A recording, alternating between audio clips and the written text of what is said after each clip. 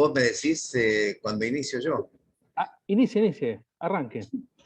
Bueno, yo soy Jorge Carpio, soy sociólogo, profesor de la Universidad de Buenos Aires en la UNTREF, amigo de Roberto. Básicamente me definiría como tal, como amigo de Roberto. Si bien compartimos experiencias muy importantes en su momento, creo que importantes para él, para mí. Fue un amigo antes que nada entrañable. Creo que consecuencia justamente de haber compartido momentos tan significativos, tan importantes en la época que nos tocó ser jóvenes y compartimos también esa juventud. ¿Eran contemporáneos? Bueno, ¿Eran nacidos en la misma época? éramos relativamente contemporáneos y creo que había una diferencia de un año, algo así, no significativa. ¿Y ustedes se conocieron en la universidad? Nos conocimos en la universidad, exactamente. Ese fue el espacio de encuentro. ¿Como estudiantes o ya profesores? No, como estudiantes, pero no hicimos mucha amistad, éramos conocidos. Es más adelante que después se fue forjando la amistad. Nos fuimos encontrando, nos identificábamos políticamente en espacios similares, eso nos fue acercando, hasta que en un momento determinado, la coyuntura de la intervención, que nos colocó en una coyuntura particular, una situación particular, perdón, que fue el tema que, no sé si conocen el incidente de la universidad, cuando fue a intervenir en universidades, en sociales, como pasó en la mayor parte de la universidad, renunció mucha gente y alguna gente decidimos de que había que seguir adentro, dando la batalla. Esto fue un... Perdón que lo interrumpa, Jorge. A los efectos del registro de la memoria, ¿podría decir el año más o menos? Sí, esto coincidió con el Alfonsín, ¿no? Con la intervención de la universidad en el 76, provocó un cisma en el ambiente universitario en general. Ese cisma tuvo dos expresiones. Quienes decían de que lo que el repudio a la intervención pasaba por irse, o sea, y fuera una renuncia masiva de decenas de profesores que se fueron, muchos marcharon fuera del país, etcétera. Fue después de la noche de los bastones largos, ¿verdad? Exactamente. Fue un poco la respuesta a los bastones largos. Como consecuencia de los bastones largos, se produjo debates, asambleas, etcétera, que debíamos hacer la gente docente. Tanto Roberto como yo y de otra mucha gente que éramos ayudantes, éramos docentes auxiliares, qué sé yo.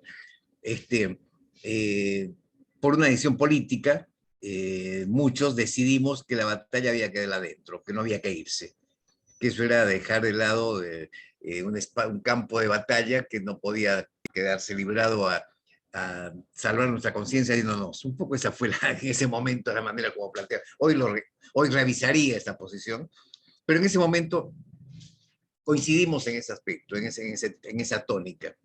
Yo venía de una agrupación estudiantil que se había creado en ese momento en La Plata, que se llama Furna, que después llamó FUR, donde entre otras cosas militó Kirchner y Cristina más adelante, ¿no?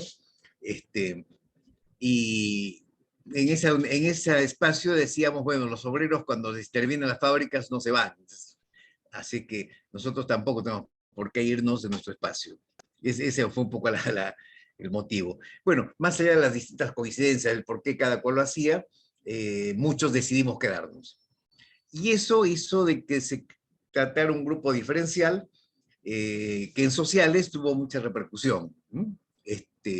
Los que nos agrupamos con el tema de no renunciar, nos encontramos en poco tiempo con alguna otra gente que ingresaba a la universidad como docentes, en reemplazo de los que ya se habían ido. Uno de ellos, en el caso nuestro, los menciono porque fue importante tanto en la vida de Roberto como mía, que fue Justino Farrer, un cura que venía de la Universidad Católica, lo habían suspendido en la Universidad Católica por decisiones, por posiciones que había tomado con la dictadura, en contra de la reintegración de la universidad, etcétera.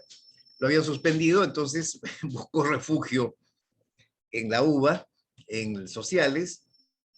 Él venía de Estados Unidos de hacer una maestría en sociales, había sido docente, como digo, de la Católica, y creo que por esos fueros de ser sacerdote, de ser cura, le permitieron el ingreso fácilmente a la universidad, asumir un poco una de las cátedras importantes que había quedado vacante porque la gente se había ido.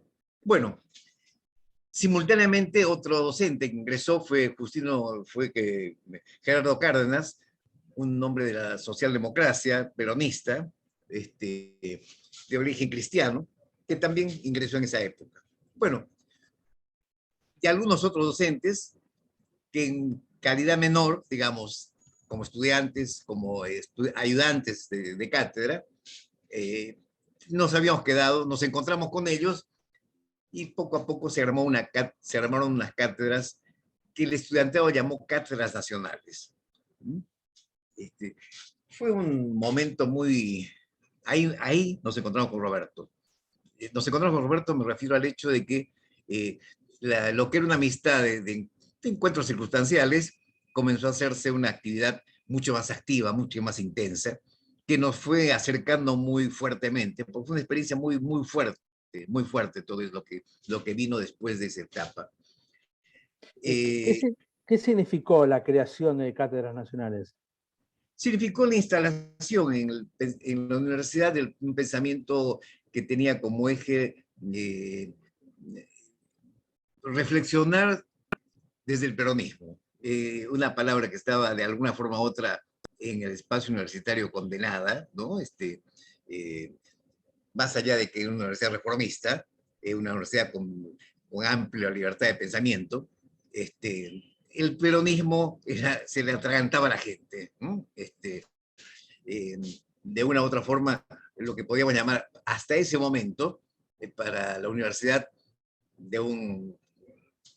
el peronismo era mala palabra, eran los libros frente a las alpargatas, de alguna forma. Bueno, entonces en comenzar a introducir textos o autores que venían del peronismo para un entendimiento diferente a la coyuntura nacional, fue una cosa que coincidió con un clima de época. Yo diría que en ese momento había una juventud que comenzaba, que estaba exorcizando al peronismo de todo lo endemoniado que había sido la mirada con la cual se viró el peronismo de antes, ¿no? Los padres de los muchachos que eran estudiantes, lo digo porque quien fue mi mujer, por ejemplo, también una integrante de las cátedras nacionales, eran liberales con tendencia socialista, pero hablar de peronismo era hablar de Hitler, más o menos, ¿no? Así que tenían una especie de horror frente al peronismo. Todo esto, ¿sí? No, perdón, termine. No, todo esto era un clima de época, ¿no? Un clima de época, entonces de pronto al instalar a la universidad un pensamiento que tenía que ver con la recuperación del pensamiento nacional, con la recuperación de los autores como Jaureche, como Ardanzarregui, en fin, y toda una línea histórica, traer a John William Cook, etc.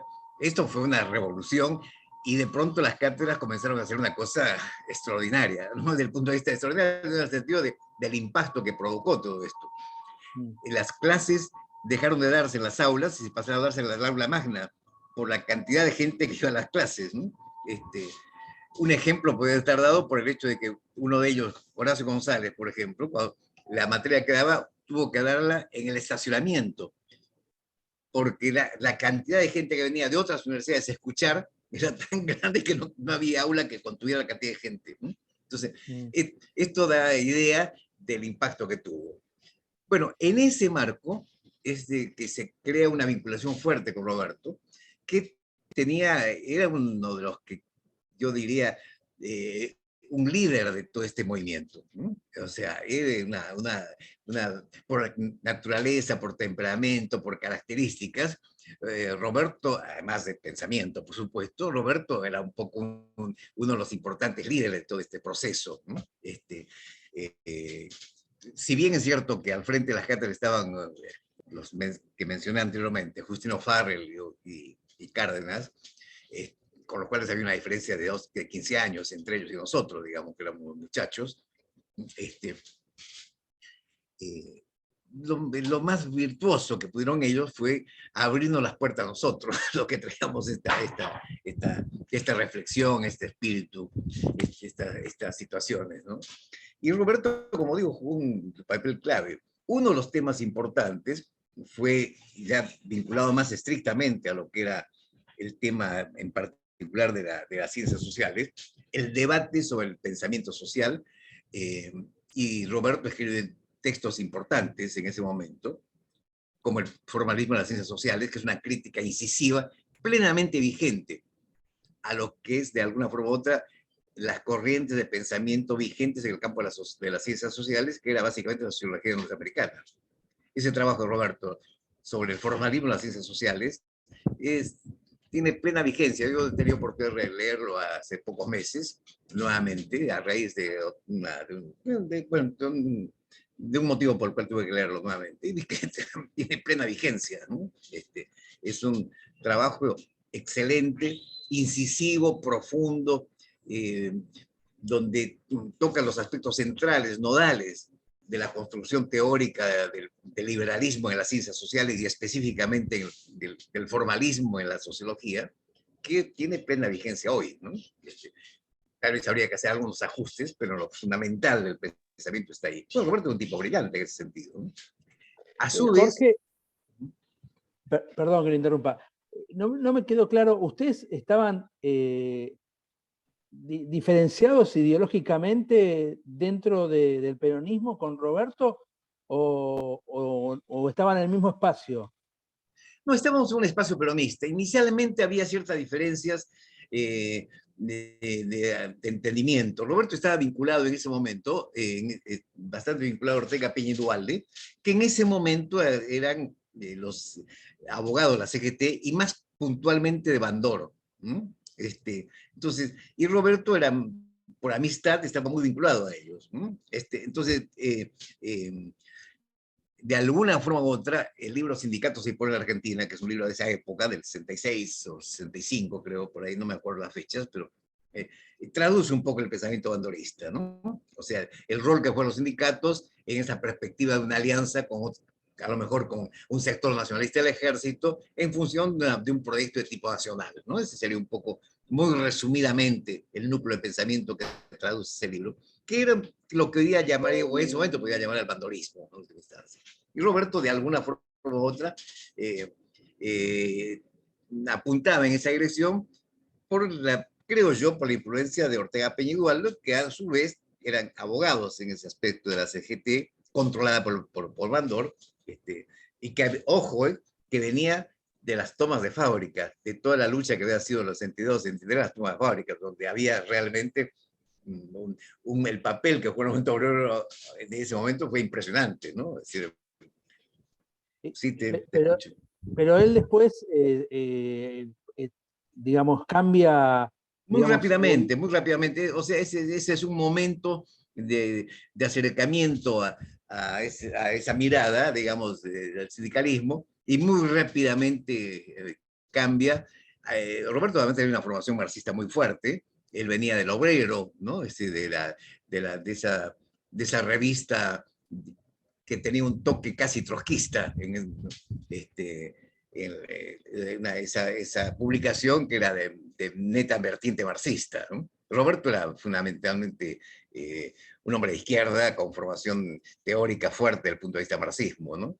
Pero digamos, entonces, la deriva ideológica de él acompañó también la de Montoneros, sería... Sí, acompañó la de Montoneros hasta cierto punto, porque, a ver, todo el ciclo que se da entre el año, a ver, más o menos 66, 67, 68, donde hay un debate interno entre dos expresiones del movimiento de la tendencia en su forma más, tendencia peronista, ¿no? En sus versiones más orgánicas, que había incorporado el tema de la lucha armada como una salida importante y casi definitoria, ¿no? Este es un debate que atraviesa el peronismo, la tendencia revolucionaria en general, y toca muy de cerca a los dos agrupamientos principales en ese momento, que eran la FAP y Montoneros. Todavía la FARC todavía se declaraba marxista y la FAL también marxista, tenían otra vertiente. Lo que estaba en el espacio del peronismo era Montoneros y la FAP. Ahí viene el gran debate sobre qué hacer con Perón. Entonces, ¿Perón es el líder de la Revolución Nacional o Perón es un momento de un proceso que va mucho más allá de Perón? Entonces, esto es un debate que en ese momento se llama de los oscuros y los iluminados. Que tiene, digamos, el campo de batalla, la batalla final termina siendo Ezeiza, digamos. O la plaza. No. Lo de Ezeiza se da fundamentalmente en el grupo más fascista. Esto se da en el espacio del premio revolucionario. O sea, dos miradas del premio revolucionario. No, nada que ver esto. A ver, en el peronismo podríamos decir que había dos grandes tendencias. La derecha, casi fascistoide, y la tendencia revolucionaria. En la tendencia, al interior de la tendencia, había agrupamientos que tenían como articuladores las dos expresiones armadas de ese momento, que eran la FAP y Montoneros. Entonces, en un momento determinado trabajan juntas, pero progresivamente, en la medida que se acerca lo que podríamos llamar la llegada de Perón al país, se instala un debate sobre qué hacer con Perón. ¿Qué hacer con Perón? Desde el lado de la revolución, desde el lado de quienes pensaban en el proceso revolucionario, no los de la Ezeiza, que eso ahí son los fascistas, ¿no? Esos son el pensamiento, ahí es López Rega, que acá no nada que ver. ¿Ustedes coincidían con Roberto o Sí, totalmente. Perón? Sí, en ese momento sí. En ese momento coincidíamos en toda esa etapa. Coincidíamos en el que lo de tanto Roberto como yo, y el grupo más importante de las cátedras, entendía que Perón era el líder de la revolución, ¿no? Hay que tener en cuenta que había un descubrimiento de un Perón que venía a través de la entrevista de Getino y Solanas, de actualización doctrinaria, que a raíz de la importancia que tuvo las cartas nacionales, una de las integrantes del equipo, Alcira Argumedo, viaja, hacemos una colecta para que viaje a ver a Perón, y viene deslumbrada con Perón, al cual le cuenta y dice, sí, las cartas nacionales, Perón estaba feliz porque dice, por fin en la universidad, que fue siempre mi enemiga, hay gente que piensa igual que yo, o que piensa en peronismo. Entonces, nosotros estamos muy entusiasmados con Perón, con esos mensajes. Es el debate al interior de las fuerzas, de los grupos armados, que se instala este debate, fundamentalmente además en el espacio de la FAP. En Montoneros todavía no se da este debate. Se da fundamentalmente en el espacio de la FAP. Estos grupos que en ese momento se denominaban a sí mismos como tales, oscuros e iluminados. Los oscuros eran los que seguían recuperando la idea de Perón, y que como aspecto central de la revolución, y los iluminados los que decían, no, esto se acabó, acá hay que crear una alternativa independiente. La alternativa independiente era organizar un partido, digamos, que tenía que de alguna manera ser independiente de Perón, y que fuera mucho más allá de lo que Perón podía hacer, al cual se veía como la expresión burguesa, dicho en lenguaje marxista, una etapa de revolución pero la garantía de que la revolución iba a llegar a su último punto era creando una alternativa independiente. Esa alternativa independiente se llamó lo mismo de base. Sí. Volviendo a lo que era Roberto, usted recién me decía que tenía una característica de líder? ¿Cómo Sí, era el sí. Bueno, temperamento de él? ¿Cómo era en cuanto a lo profesional?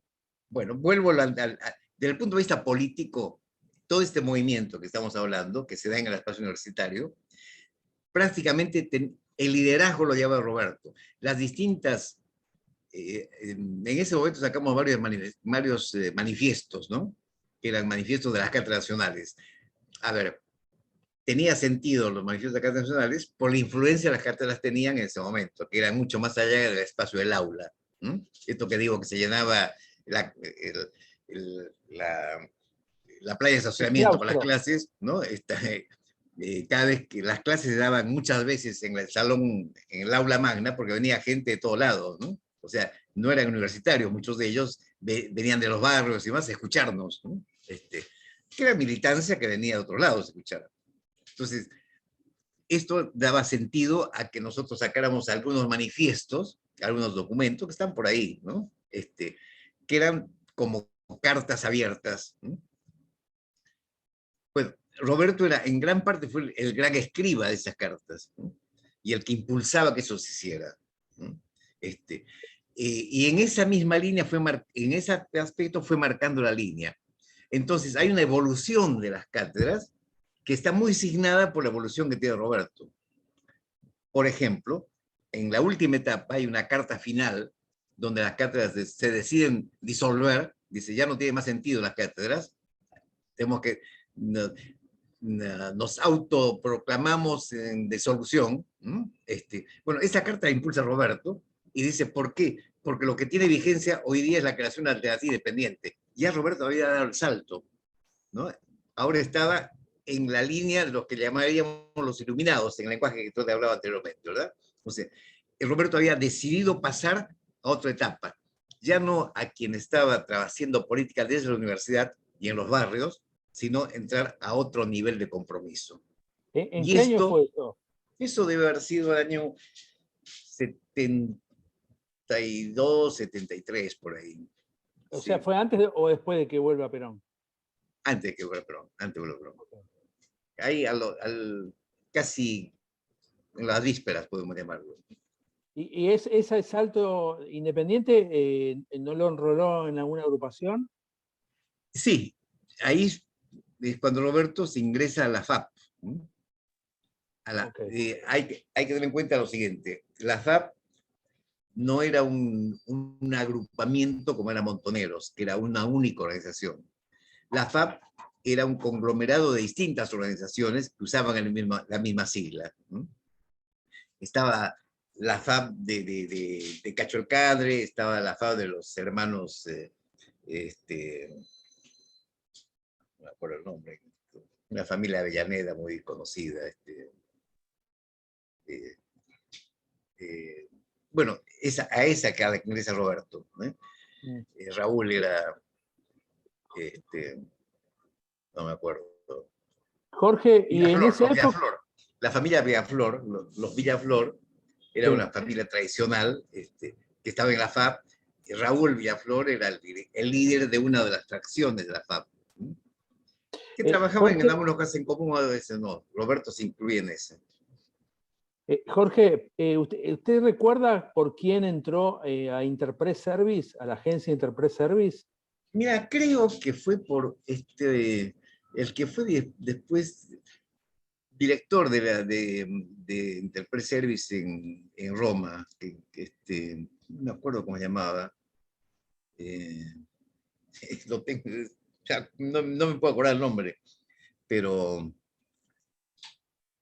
Bueno, si después se acuerda y es, me lo pasa, me lo puede sí, pasar. sí, estuvo exiliado en Perú este hombre, y de ahí se fue a Roma y se quedó en Roma, pasó a ser director al tiempo de ¿Es Interpress. argentino? Argentino, sí. Y Argentino se con apellido recuerda, italiano, un apellido italiano muy, muy... ¿de dónde se conocían con Roberto? La verdad que no sé, no, Bien. ¿Y cómo combinaba la vida familiar con la vida profesional y la vida académica, Roberto? Y usted también, ¿no? Bueno, mi mujer era tan activista como yo y Ana María también era una activista igual, ¿no? Así que por ese lado yo diría de que las reuniones se hacían en su casa o en la mía en general, eran los espacios de reunión habituales, mucho más en la mía que en la de Roberto, porque estaban las nenas, que eran como hijas de todos, y yo no tenía hijos, así que de alguna forma u otra mi casa se prestaba más para esto. Este, eh, y yo creo que era,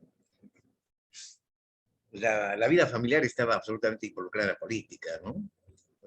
Vivíamos la política, era una forma de existencia, ¿no?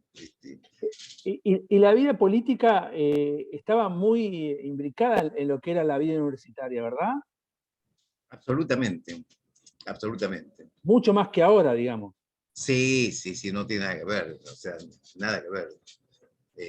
Hay una implicación absoluta, además había una efervescencia fuerte en la universidad que, con una gran respuesta de parte del estudiantado, de parte de los docentes, no había forma de estar al margen de tomar posición, ¿no? Claro. ¿Y usted recuerda cómo concebía Roberto el periodismo, la función periodística, su trabajo Sí, creo periodístico? que para él era muy importante el tema del periodismo en el sentido de que parecía que era la forma de llegar mucho más allá de lo que era el espacio al cual podíamos influir, ¿no? No solamente desde el punto de vista de lo que significaba la posibilidad de poder utilizar los medios como una llegada a mayores grupos, ¿no? Este, sino también con la posibilidad de poder llegar con mensajes que de alguna forma u otra estaban controlados por los grandes medios también, ¿no? O sea, que por eso él entendía que el periodismo era una tarea muy, muy importante a cumplir, ¿no? Sin embargo, la dinámica hizo que poco a poco lo fuera dejando, ¿no? Este, La dinámica profesional, la dinámica universitaria. profesional, ¿sí? La dinámica universitaria se hizo tan exigente, este, porque era en un momento de tanta efervescencia en el espacio universitario que uno no paraba, ¿no? Es decir, entonces, no había espacio para otras cosas, ¿no? Yo creo que en muchos, yo dejé el trabajo, me dedicaba toda mi vida en la universidad, en última instancia, ¿no? Este, Y, Jorge, ¿usted recuerda que haya militado a nivel sindical, Roberto? Roberto estuvo en mi nivel sindical en dos espacios. Uno vinculado con lo que decía antes, con Ortega Peña y Duhalde, que estaban muy articulados porque eran abogados los sindicatos. Este, eh, y sé de que en otro momento estuvo acercándose eso no lo conozco de cerca, pero simplemente de oídas del mismo que comentaba, eh, había un sindicalismo de prensa naciente, y él estaba empujando eso, seguía con interés ese proceso. No tengo noticia, nunca lo comentamos, nunca de que estuviera concluido en algo. No, no, no me pareció porque que fuera más allá de, de un acercamiento amistoso. No sé si necesariamente un activismo más comprometido con el sindicalismo en el campo del periodismo, porque yo recuerdo en esa época estaba Josami con el sindicato de prensa y, ¿cómo se llama? Emilio Jauregui, que lo mataron después. Eh, y no había, yo tenía más relación con ellos que Roberto mismo, ¿no? O sea que, la verdad que no te Puede, puedo decir, no puede podría. ser Pablo Piacentini, el director de Piacentini, sí, exactamente, Piacentini, gracias. porque era argentino y había de 1976 y estuvo en contacto con, digamos, la protoformación del sindicato, una cosa así. Piacentini fue el que además llevó a Roberto al periodismo en gran parte, sí, sí, sí. Sí, que después estuvo exiliado en Lima, y después se fue a Roma y quedó en Roma, creo, nunca más supe de él. Tuve alguna noticia que estaba en Roma, pero le estoy hablando hace muchísimos años atrás. Pero Pablo de Piacentini, sí, exactamente. Bueno, ese es un poco como decía, Roberto jugó un papel clave en todo lo que significa el tema de las catas nacionales. Ese fenómeno fue por la importancia que tuvo. Muchos trabajos de él se transformaron en textos nuestros, ¿no? Clásicos. Hay un trabajo en especial que es sobre Isidro Velázquez, que es una especie de incunable, con un doble valor. Fue el reconocimiento de lo que eran formas preordinarias de la violencia, algo sobre el cual se estaba trabajando recién a nivel internacional. El que más había trabajado era, ¿cómo se llama? El inglés, Hobsbawm. Eric Hobsbawm. Exactamente. Rebeldes Primitivos, el trabajo de él.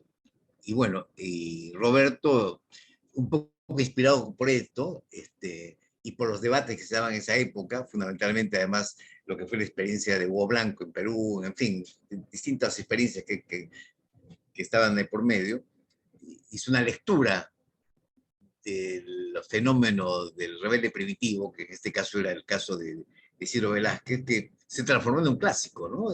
Sigue siendo un trabajo extraordinario al respecto de esto. Sigue siendo un gran trabajo realmente. Jorge, y el regreso de Perón, ¿no? Digamos, los cambios políticos dentro del peronismo, dentro de las agrupaciones, ¿cómo lo vivieron ustedes? Bueno, en esa época hay un momento determinado que viene a ser más o menos los 72, 73, donde Roberto asume una postura mucho más profunda de compromiso con el peronismo revolucionario, se enrola en la FAP mucho más activamente. Yo estaba en otro grupo de la FAP con tareas mucho más logísticas, si se quiere así. Roberto entra en un compromiso mucho más intenso, ¿no? Que correspondía también con su temperamento. Roberto no era un tipo de términos medios, ¿no? Creo que la mejor expresión en Roberto es Albertina Carri, ¿no? Albertina Carri para mí es Roberto en chiquito y con faldas, ¿no? No hay punto intermedio, ¿no? Es A o B, ¿no? Y Roberto era eso, ¿no? Brillante, como de la Albertina, que es brillante, pero hay que seguir la Albertina, ¿no? Bueno, Roberto un poco lo mismo, se hacía escuchar y si no escuchaba, gritaba, ¿no? Así que, desde ese punto de vista... Decía que hubo un episodio que lo cambió, digamos. Yo diría, cuando cuando nos echan de la universidad, nos vamos todos a Mar del Plata, ¿no? Y nos instalamos en Mar del Plata, que en ese momento estaba las primeras etapas de la Facultad de Sociología en la Mar del Plata, ¿no? Todavía en una universidad provincial. Nos parapetamos ahí, fuimos a todo el grupo, lo más importante, digamos así, el grupo de las cartas nacionales, nos vamos a Mar del Plata, como refugio. No a vivir, pero sí como trabajo, porque no había otro lugar de trabajo. Roberto ahí se engancha muy fuertemente con el movimiento de los pescadores, donde había una célula FAP importante, y se articula ahí con otra gente también, Alejandro Isla y demás, que es un sociólogo que murió hace un par de años, que también entra en la FAP. Ahí es donde se meten más activamente la FAP.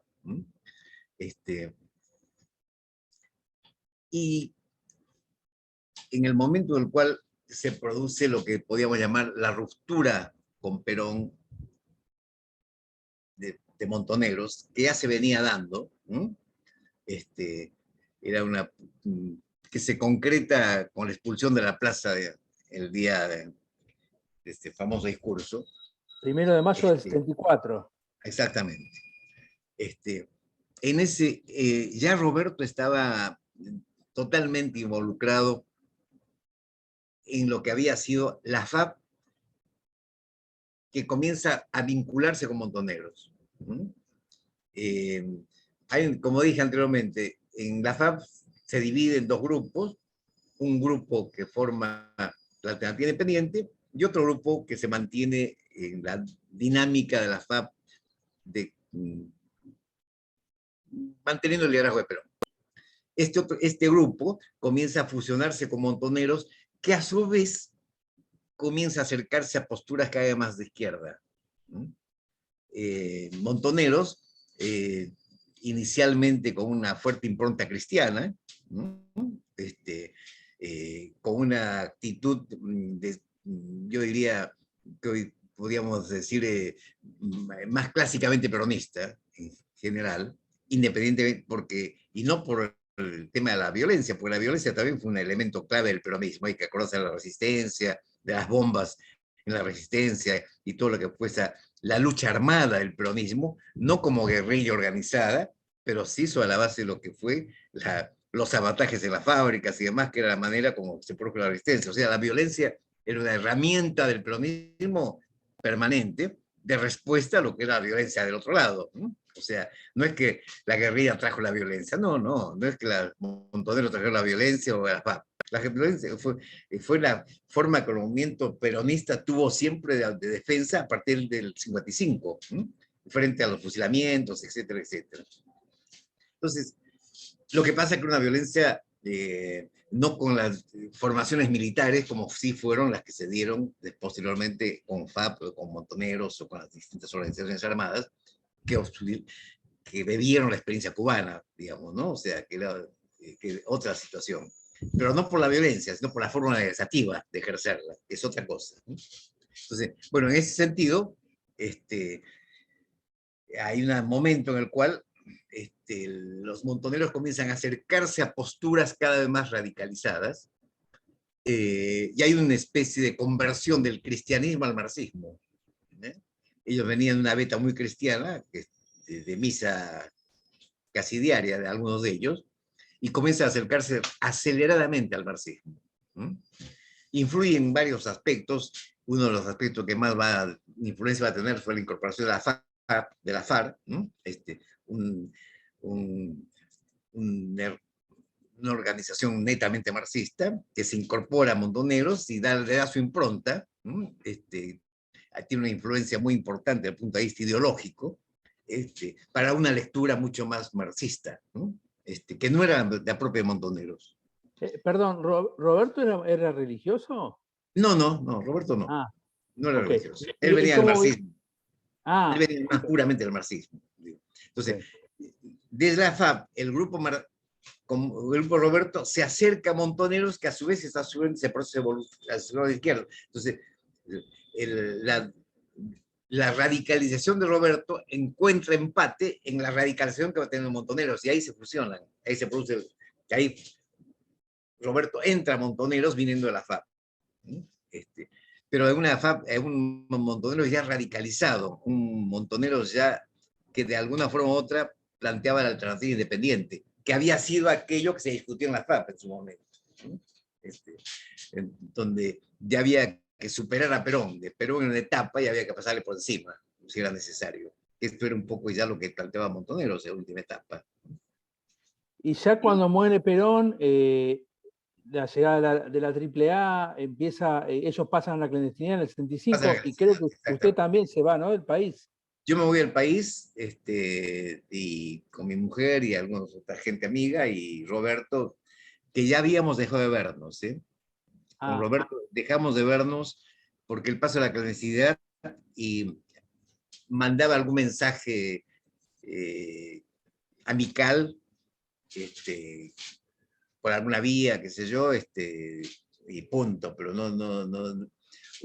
Recuerdo que alguna vez, un día suena el teléfono y era la María que hablaba con mi mujer, sí, estamos bien, bla, bla, te preocupes, qué sé yo, bla, bla, bla, bla, tac, cortaba el teléfono y chao, digamos. O sea, no sabíamos dónde estaban, nada, ¿no? ¿Usted recuerda haber hablado con ellos de que también se fueran del país? En un momento determinado lo charlamos antes de que él se clandestinizara, ¿no? Estaba la idea de que si la situación se ponía tan pesada, había que pensar que se hacía, ¿no? Y las opciones eran, yo nunca pensé en clandestinizarme. Roberto ya lo tenía en la cabeza y no me lo dijo, ¿no? Realmente no me lo dijo. Dijo, no, él poco lo pasó por alto el tema, me evadió a mí, digamos, decirme algo. Y un día simplemente desapareció. Se había ido y no tuve noticias de él. Hasta que meses después, una llamada telefónica para decir que estaban bien, etcétera, etcétera, y punto, pero después colgaron inmediatamente, ¿no? Sí, estamos bien, no te preocupes, está todo en orden, bla, bla, bla, tac. Así me contó mi mujer, ¿no? Que había hablado a Ana María, la mujer de Roberto, le había comentado cosas, se había preguntado por nosotros, en fin, un poco de chismes de parejas, y cortó el teléfono como para que no identificáramos siquiera dónde estaba llamando, nada, ¿no? Ese grupo en el que estaba Alcira también, ¿no? ¿Cómo se fue diluyendo o hubo algo, alguna No, separación? no, es que el tema es, mientras Roberto hace este camino, ¿no? De ir a la clandestinidad, etcétera, el caso de Alcira es distinto y el mío también es distinto, ¿no? O sea, nosotros terminamos, si bien no concertadamente, con Alcira no veía todos los días, por el tema de amistad era muy fuerte, pero ella hace su propio camino, y nos encontramos de pronto activando cada cual por su lado y confluimos en lo que fue la Juventud Lealtad, que era la antítesis de lo que Roberto pensaba. Entonces, ahí lo que nos unía a Roberto era la amistad, pero ideológicamente estábamos en las antípodas, ¿no? Alcide estaba en lealtad, yo también estaba en lealtad y Roberto estaba en la lucha armada, ¿no? ¿Y tuvieron discusiones al respecto sobre esas No diferencias, hubo esas tiempo, no hubo distancias? margen, no hubo margen, realmente no hubo margen. No hubo margen porque cuando las últimas discusiones fueran discutir sobre Perón, sobre la situación, el, el rol de Perón, en fin, eran discusiones de esas características, el papel de los grupos armados, la expectativa frente al tema de los grupos armados, de que la cosa realmente prendiera más a fondo. Y un día Roberto desapareció de mi vida, ¿no? También en eso fue como era él, ¿no? Radical, ¿no? Tenía que irse y ni a su mejor amigo, que creo que era yo, tenía por qué decirle nada. Se clandestinizó porque había que hacerlo. Tomó esa decisión y lo hizo. Y se fue con su familia a la clandestinidad. ¿Usted no volvió a hablar con él? No, nunca más lo vi. Mis noticias eran porque la mujer, hablaba con mi mujer, hablaba porque la llamaba por teléfono, un par de llamadas creo que hizo en el tiempo ese. Después nosotros nos fuimos, así que se acabó, ¿no? Después nosotros nos fuimos al exilio y ya se cortó cualquier vínculo. Jorge, ¿quiere agregar algo que no le haya preguntado?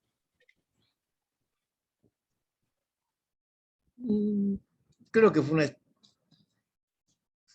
fue un gran tipo, Roberto, un gran tipo. Creo que el mejor homenaje es la hija que tiene, ¿no? Albertina es Roberto, y tiene la genialidad que tenía Roberto, el temperamento, a veces difícil de bancar, que tenía Roberto, pero ese compromiso con lo que pensaba, que no pensaba a medias tintas, era un absoluto pensamiento, ¿no? Me queda la duda en el momento que él desaparece. ¿Cuál de todas sus tareas estaba realizando? Si estaba haciendo docencia, sindicalismo, Sí, colaborando. estaba haciendo docencia en Mar del Plata, y fue la última actividad formal, digamos, que realizó. Después estaba, porque además nos habían, yo entré en el 73, un grupo que estaba vinculados a Puiggrós, entramos a la universidad, al rectorado de la universidad. Yo me voy al exilio por haber estado en la universidad, porque el grupo de Puiggrós lo persiguen y yo era parte del staff de Puiggrós, así que no me voy por guerrillero, digamos, me voy por el tema de la presencia universitaria. Y Roberto no había, lo buscamos para que pueda incorporarse a la universidad, que era un espacio en el cual de alguna forma u otra él merecía más que ninguno. Pero Roberto ya no quiso saber nada, ¿no? Es decir, ya estaba dedicado exclusivamente a la lucha armada. Y cuando entra a la clandestinidad, vivía de la clandestinidad, ¿no? O sea, de alguna forma u otra, en la clandestinidad se vivía de la clandestinidad, para decirlo de alguna manera, ¿no? O sea, uno... había una estructura de soporte que permitía que la gente pudiera tener un ingreso para poder mantener a su familia, etcétera, que le daba la condición clandestina, ¿no? Su trabajo era militar, ¿no? Bueno, Jorge, te agradezco mucho. Un lujo su testimonio, muy, muy valioso, muy interesante, casi como una cátedra de Roberto. Y bueno, espere que voy a